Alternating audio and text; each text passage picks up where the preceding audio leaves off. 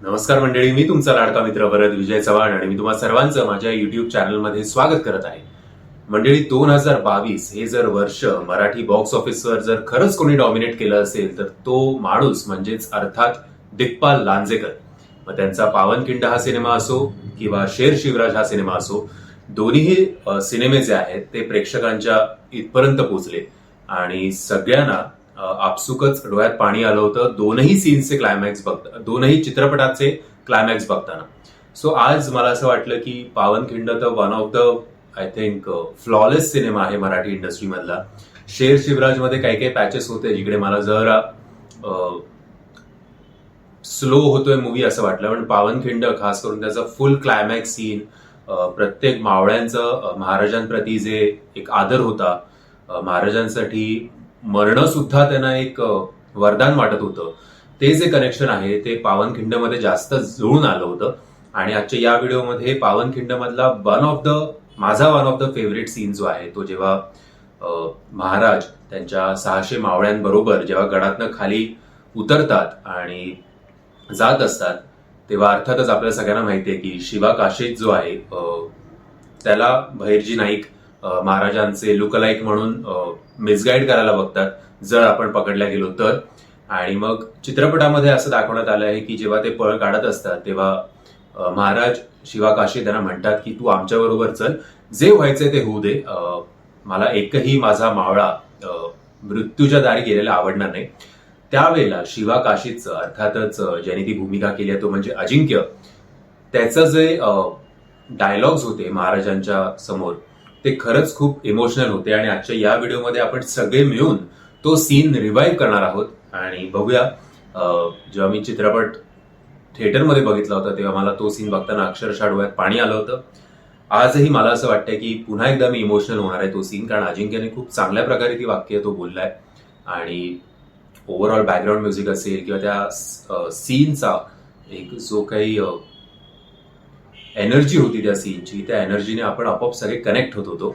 आणि मी आशा करतो की तुम्ही सुद्धा माझ्याबरोबर हा सीन रिवाईव्ह कराल, कारण मला असं वाटत नाही की पावनखिंड आपल्यापैकी कोणी बघितला नसेल, मग तो OTT प्लॅटफॉर्मवर असेल किंवा थिएटरमध्ये असेल. सो बघूया पुन्हा एकदा तो सीन आपण सगळे मिळून तो जगूया तो सीन. पण हा सीन बघण्याआधी तुम्हाला एक काम करायचं आहे मंडळी, आणि ते काम म्हणजे न विसरता माझ्या चॅनलला सबस्क्राईब करायचं आहे. मंडळी, मी आशा करतो तुम्ही माझ्या चॅनलला सबस्क्राईब केलं असेल. चला तर मग थोडा विलंब न करता बघूया तो emotional scene. Shiva Raja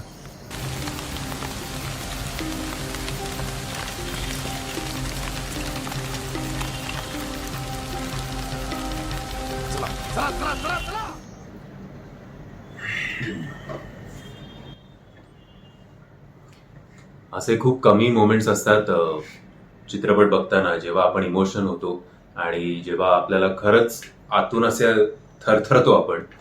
I think Pavankhind असे मुवमेंट्स क्रिएट करण्यात खरंच खूप यशस्वी ठरलाय. मग ते मला तोही सीन आठवतोय जेव्हा शिवा काशीद पहिल्यांदा महाराजांचे वस्त्र हे करतात, तेव्हा मागणं चिन्मय मांडलेकर अर्थातच महाराज येतात. तेव्हा तर अक्षरशः म्हणजे अजूनही मला इकडे काटे आले होते अंगावर. तो moment I was like oh shit. म्हणजे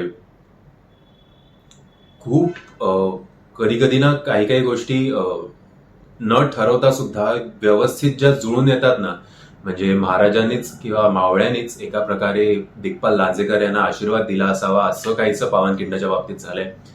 म्हणजे तो एक सीन होता, हा सीन होता. आणि शेवटी जेव्हा तोफांचा आवाज येतो आणि त्याच्यानंतर राज शेवटचा मुजरा असं जेव्हा बाजीप्रभू देशपांडेंच्या मुखातून आपल्याला आवाज ऐकायला येतो, तेव्हा सुद्धा हात आपले थरथरतात. आणि काय होती ती पिढी आणि आता आपण काय आहोत, घर बसून आपण फेसबुक आणि इंस्टाग्रामवरच सगळं आपला निषेध व्यक्त करतो, आपण रस्त्यावर कधी उतरत नाही, याची सुद्धा लाज वाटते. आणि या लोकांनी जे करून ठेवलंय त्याचं 1/3 सुद्धा आपण करू शकत नाही, याचं सुद्धा कुठेतरी खंत आहेच.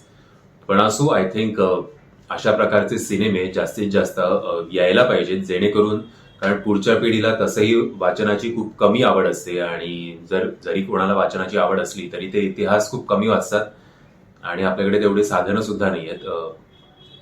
आपल्याच इतिहासाबद्दल. सो जर चित्रपटांच्या माध्यमातून फार इतिहासाची छेडछाड न करता जर ते आपल्या लोकांपर्यंत पोहोचवता येत असेल तर आय थिंक हा प्रयत्न प्रत्येक मराठी फिल्म मेकरनी करायलाच हवा. तुम्हाला या सीन बद्दल काय वाटतं? मतलब मी तरी खूप कमी वेळा माझ्या डोळ्यात पाणी येतं, पण जेव्हा जेव्हा पावनखिंड किंवा शेर शिवराज हे सिनेमे जेव्हा मी बघतो तेव्हा मी खूपच इमोशनल होतो. म्हणजे दिग्पाल लांजेकर यांचा फर्जंद आणि फक्त शिकस्त सुद्धा चांगला होता, पण या 2 सिनेमांच्या बाबतीत हॅट्स ऑफ आहेत दिग्पाल लांजेकरांना आणि संपूर्ण टीमला, कारण सगळ्यांनी स्वतःच्या व्यक्तिरेखा ज्या आहेत त्या सुद्धा खूप अप्रतिमपणे उमटवल्या होत्या.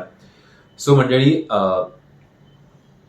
हा व्हिडिओ तुम्हाला कसा वाटला हे तुम्ही कमेंटच्या माध्यमातून कळवा. माफ करा, अजूनही मी थोडा थरथरतोय, पण जर तुम्हाला हा व्हिडिओ आवडला असेल तर प्लीज या व्हिडिओला लाईक करायला आणि शेअर करायला विसरू नका. त्याचबरोबर या चॅनलला सबस्क्राईब सुद्धा करायला विसरू नका, जेणेकरून मला कळेल की माझे हे प्रयत्न तुम्हाला आवडत आहेत आणि मी जास्तीत जास्त अशा प्रकारचे रिॲक्शन व्हिडिओज तुमच्यासमोर आणण्याचा प्रयत्न करेन. धन्यवाद.